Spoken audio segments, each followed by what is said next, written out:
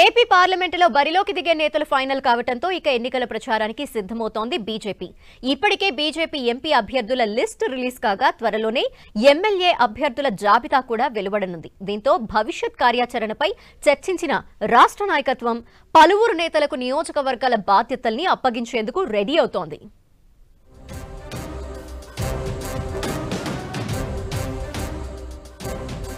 కాషాయ దళం ఎన్నికల కథన రంగంలోకి దిగేందుకు సమాయత్తమవుతోంది. దీనికి సంబంధించి AP BJP chief Daggubati Purandeswari కార్యాచరణను సిద్ధం చేశారు. పొత్తుల్లో భాగంగా బీజేపీ 6 పార్లమెంట్, 10 అసెంబ్లీ స్థానాల్లో పోటీ చేయనుంది. ఇప్పటికే ఎంపీ అభ్యర్థుల జాబితా రిలీజ్ కాగా అసెంబ్లీ అభ్యర్థుల జాబితాను నేడో రేపో రిలీజ్ చేసేందుకు సిద్ధమవుతోంది పార్టీ. విజయవాడలో మంగళవారం బీజేపీ రాష్ట్ర పదాధికారుల మీటింగ్ జరగనుంది.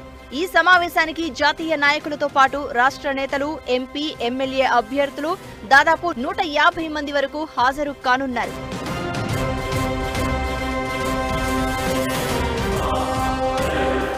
ఈ మీటింగుకు చీఫ్ గెస్ట్ గా సిద్ధార్థనాథ్ సింగ్ హాజరై ఎన్నికలకు సంబంధించి బీజేపీ నేతలకు దిశానిర్దేశం చేయనున్నారు.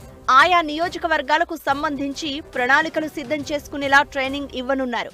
పోటీ చేయబోయే నియోజకవర్గాలకు ప్రత్యేకంగా కొన్ని టీంలను ఎంపిక చేయనున్నారు. బీజేపీలో సుదీర్ఘకాలంగా పనిచేస్తున్న సీనియర్లకు, నియోజకవర్గంపై పట్టున్న లీడర్లకు ప్రచార బాధ్యతలు అప్పగించనున్నారు.